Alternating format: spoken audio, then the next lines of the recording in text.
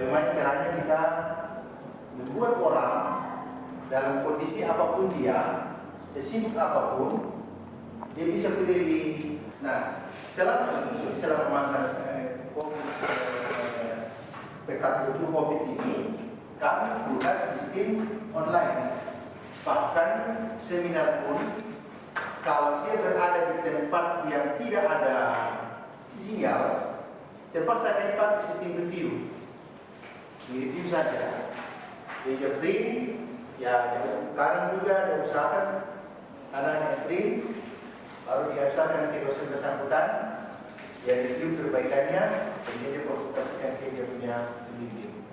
Nah, karena memang di masa seperti ini, kalau kita tidak jadi tentang bukan berarti bahwa kita menjual pendidikan ya, bukan.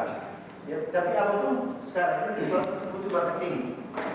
Jadi itu yang kita jual. Jadi misalnya Bapak sibuk di luar, kita akan bagikan adisumnya, Bapak boleh ikuti di luar atau di kantor atau kalau boleh di karena kalau kita tetap buka langsung dari biasa tanya jawaban, boleh datang ke kampus. Jadi itu di sini Pak, bisa ya? Supaya apa yang itu teliti itu yang Bapak bawa masuk di metode penelitian nanti kata tulis semester 1. Jadi itu terus Bapak itu lanjutkan koreksi-koreksi selesai masa kuliah juga proposal sebenarnya. Begitu. Kalau tengah jalan berubah. Itu saja yang saya ingin. Ibu dari swasta atau instansi pemerintah. BNS. Berarti nanti ibu harus lengkapi apa namanya surat izin belajar. Belajar. Ya, itu saja. Sudah ada. Nanti dikumpulkan. Jadi saya wawancara kembali. Saya wawancara secara keseluruhan saya. Siapa di antara Bapak Ibu yang sudah ada ininya? Sudah ada tema risetnya? Belum ada ya? Nah, kalau begitu, inilah tugas pokok yang harus kalian siapkan supaya kalau masuk kuliah semester 1 nanti sudah ada. Paling tidak sudah ada contoh judul tidak usah dulu. Nanti di dosen metodologi itu dia akan arahkan judulnya begini bagaimana. Yang penting sekarang Bapak Ibu sudah ada riset misalnya itu dari arsitek tadi. Mungkin masalah karena kita ini kan perkembangan wilayah dan kota. Nah, bagaimana misalnya keberadaan dunianya Ibu, dunia arsitek itu di dalam suatu wilayah, itu saja. Nah, misalnya kemarin ada yang dia meninjau dari Manokwari, alumni STJ juga, Apris namanya, Apris. Jadi dia karena dia arsitek, dia meneliti kenapa semua bangunan-bangunan di Manokwari itu kok ornamen-ornamen khas Papua Barat atau Manokwari, kenapa tidak ada? Itu dia teliti. Contoh saja. Nah, siapa lagi yang belum ada risetnya? Semua ya. Kalau ibu dari teknik lingkungan. Nah, kalau teknik lingkungan tidak susah kalian karena PWK ini multidisiplin. Sekarang itu tidak susah karena sekarang isu global itu adalah isu lingkungan. Sehingga ibu cari konsen di suatu tempat atau suatu wilayah, kemudian nanti sebelum catatnya memang punya ini bisa Bapak Ibu menyiapkan dua tema toh, nanti oleh dosen pendamping mata kuliah itu kalian diarahkan bahwa ini lebih mudah begitu. Usahakan pilih tema yang memang Bapak Ibu sedang dan tidak susah. Karena buat apa juga sedang kalau toh tidak bisa diselesaikan toh. Kalau ibu dari ini bidang tidak susah, tidak usah kita komentari kalau seperti. Bapak dari PWK.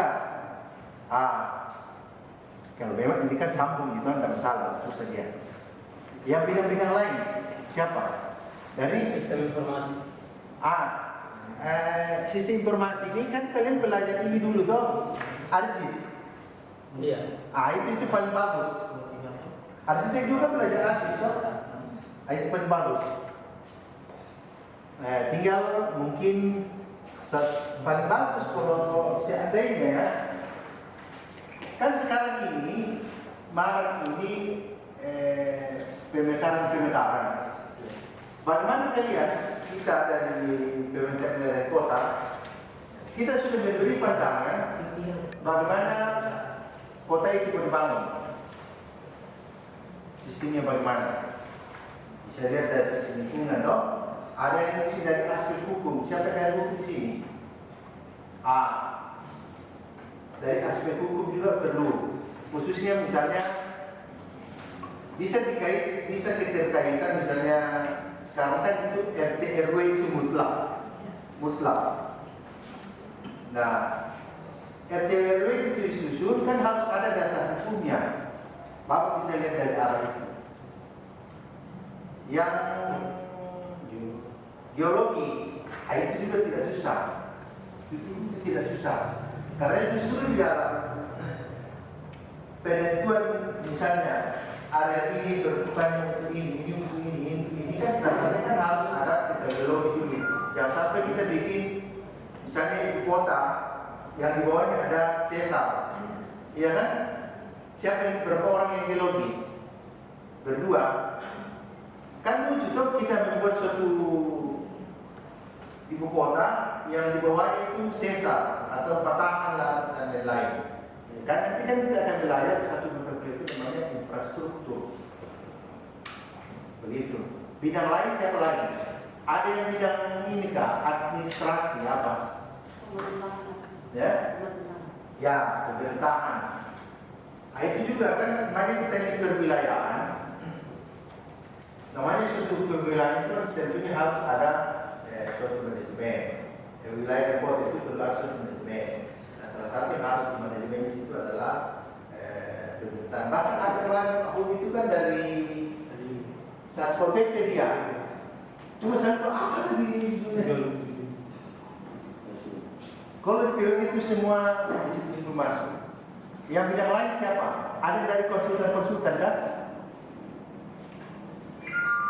Ekonomi. Bidang-bidang lain lagi siapa? Coba angkat tangan. Selain yang kita sudah sebutkan. Teknik sipil. Kalau teknik sipil kita satu aliran, tidak susah. Nanti kita ke arah ini saja. Saya kan basicnya dari teknik sipil. Jadi nanti Bapak bisa mengarah ke infrastruktur. Contoh misalnya ya. Misalnya contohlah pasar Yotiap yang tidak tahu kan sudah pindah di sebelah toh. Nah, Bapak bisa saja melihat pasar yang baru itu tinjau dari segi infrastruktur apakah dia sudah berpadai. Kan itu kan ada kepres-kepresnya semua itu. Misalnya terminal, keputusan Menteri Perhubungan tahun sekian nomor sekian, syarat minimal sebuah terminal harus ada ini. Jadi dia juga pasar. Jadi dicek. Kemudian ambil data sekeliling, lihat kekurangannya perlu dilengkapi dan lain-lain. Saya kira itu. Satu hal yang harus kita pastikan kalau di pendidikan S2, S3 dan lagi tentang soal riset, penelitian. Nah, mulai dari sekarang supaya Bapak Ibu tidak sampai di semester 8 sudah harus menyiapkan ini apa yang meneliti. Nah, beberapa mahasiswa yang sukses itu seperti ibu yang di sebelah itu.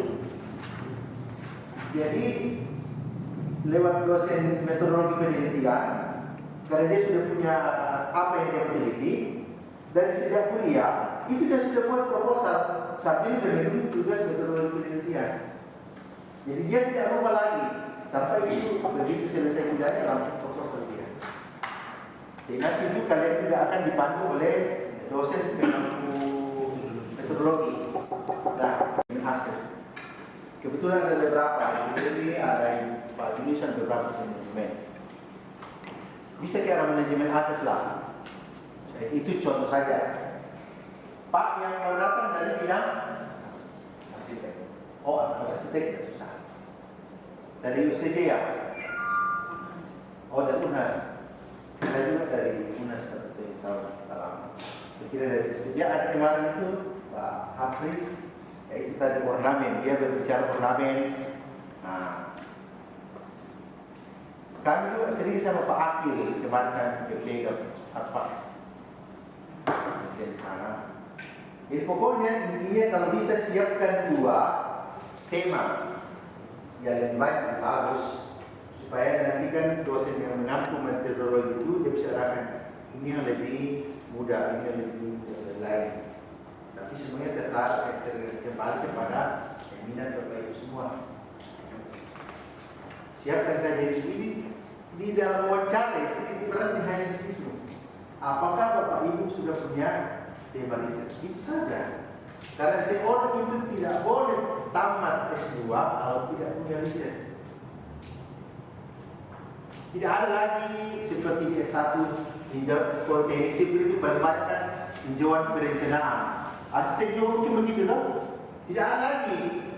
Jadi sistemnya begini. Kalau D3 itu dibuatkan SOP, prosedur sesuatu ini, kau pergi bikin, kemudian kau buat laporan, itu D3. Nah, kalau S1 sama juga masih dikasih SOP, buat laporan, tapi dalam laporan itu sudah ada analisa. Sudah analisa. Kalau sudah di S2, cuma dikasih tema. Bahkan dia sendiri tentang bawa tema. Dia buat sendiri apa yang dia buat. Kemudian dia buat analisis sendiri. Itu S2. Nah, kalau S3, memang dia harus datang dengan apa yang dia temukan. Jadi tidak ada seorang yang sudah S3 itu tanpa ada penemuan. Nah, kalau S2 harus ada riset. Harus ada riset. Jadi riset. Makanya tadi itu Pak Yosu sampaikan, pasca sekarang ada ketat. Salah satu syarat untuk bisa wisuda sudah harus punya jurnal. Harus punya jurnal. Apa jurnal nasional, jurnal apa semua. Nah, kalau misalnya kalian susah cari jurnal di luar, kita sudah ada jurnal di PWK, sudah online, tapi belum diakreditasi karena belum 1 tahun baru bisa diakreditasi. Nah, tapi usahakan lagi itu emergensi baru kalian masuk di situ, tidak ada tempat lain di luar.